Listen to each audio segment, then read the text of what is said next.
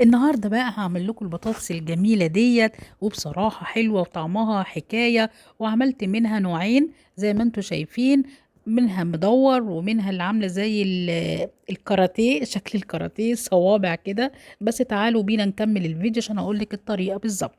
كل اللي هتعمليه اي كمية بطاطس عندك، بس اللي عاملاه دلوقتي حوالي ربع كيلو من البطاطس.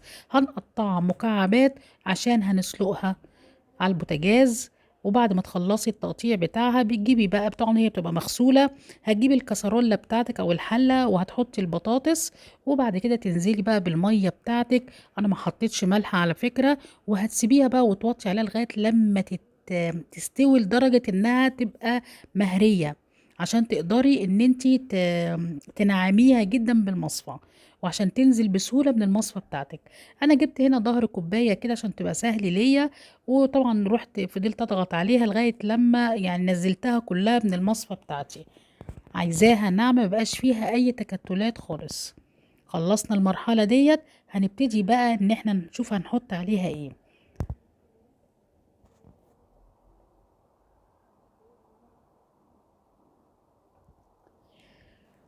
بعد هنا ما بقت خلاص ناعمه خالص، هبتدي بقى ان انا املحها، لان طبعا انا ما حطيتش ملح في السليق. ما تكتريش قوي عشان انا هحط جبنه وهحط فلفل اسمر. انا ممكن ما بقولكوش على المقادير عشان كل واحد على حسب ما بيحب الفلفل الاسمر كتير قليل، الملح بتاعه بيبقى زيادة شوية لا قليل. فانت بتشوفي الحدقية بتاعة الاكل بتاعك وبتظبطيه. وبعد كده بعد ما حطيت الملح والفلفل الاسمر جبت بضاية، وفضلت ان انا يعني اعملها خالص، اقلبها كويس لغايه لما تاهت في قلب البطاطس. وهبتدي بصوا الجبنه اللي عندي ديت، انا طبعا ما لقيتش جبنه موتزاريلا، فلقيت الجبنه المشلله ديت حلوه جدا هي، بس خلي بالكم انها حادقه. عشان كده انا ما كترتش ملح في البطاطس، عشان عارفه ان الجبنه مش زي الموتزاريلا اللي هي بتبقى دلعه. فقطعتها قطع صغيره ورحت مزوداها فوق البطاطس، بصراحه بتدي طعم وبتدي مطه كده في الاكل. حطيت حبة وقلبتهم كويس جدا مع بعض. وبعد ما حطيت بقى الجبنة، هبتدي بقى ان انا احط العامل الربط بتاعي، عشان انا عايزة اكورها كور. فانا حطيت نشا. هتبتدي ان انت تحطي معلقة بمعلقة، ما بتحطيش مرة واحدة لغاية لما بصي بتحسي معاكي ان انت بتعرفي تكوريها. انا مش عايزة غير كده. بعد كده بتاخديها بقى كلها تعمليها كور، وتخلصي الكمية بتاعتك كلها في الطبق. معلش هي الخطوات هي مش صعبة، بس يعني والله النتيجة حلوة جدا. بعد ما خلصت التقوير بتاعها، هبتدي ان انا بقى اجيب مية مغلية في حلة. بصوا بقى الحركة دي، هنسلقها تاني.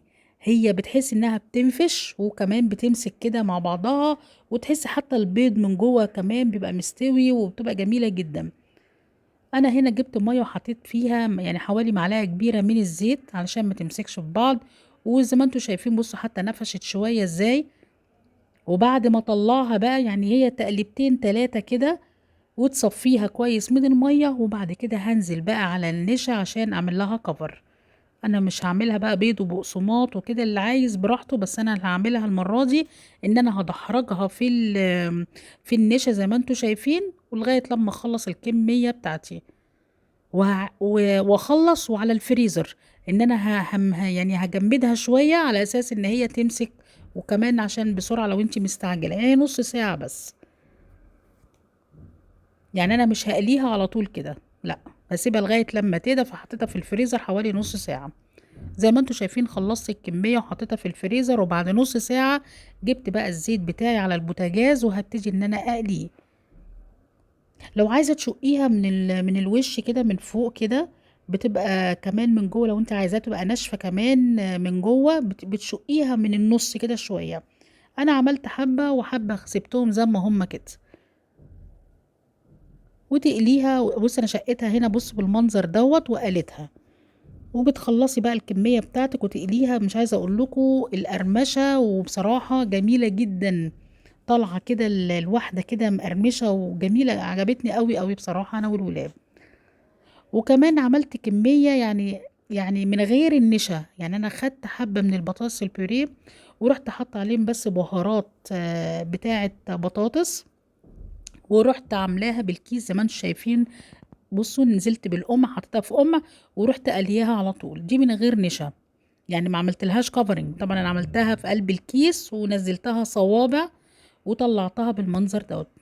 وطبعا بعد ما طلعت بقى زي ما انت عايزه تحطي مايونيز، مستردة، كاتشب، وبتتاكل كده حتى للولاد بالخله بتاعت السنان كده، بتديها لهم وياكلوها كده، سهله وبسيطه. وبصراحه حاجه جميله جدا. وبتنوعي يعني حتى عشان الاولاد يعني بيحبوا الحاجات دي. بصوا من جوه عامله ازاي، تحس انها عامله زي الزلابيه. بصوا المنظر. والجبنه بصراحه كانت حلوه فيها قوي. ولازم تتاكل سخنة على فكرة. يعني انت اعملي كمية على قد الاكل، عشان طبعا هي اصلا لما بتقعد فترة طبعا بتطرى. ادي الطريقتين. الطريقة اللي هي الكفر بتاعها اللي هو بالنشا، ودوت في الكيس الحلواني، ورحت منزلها على طول في الزيت وقليته بالمنظر ده. فبصراحة كانت عاجبهم الطريقتين وكانوا مبسوطين. وهشة من جوه وحلوة قوي. انا عايزاكي تجربيها لولادك، انا عارفه انك هتجربيها على طول. لو عجبك الفيديو ما تنسينيش في اللايك.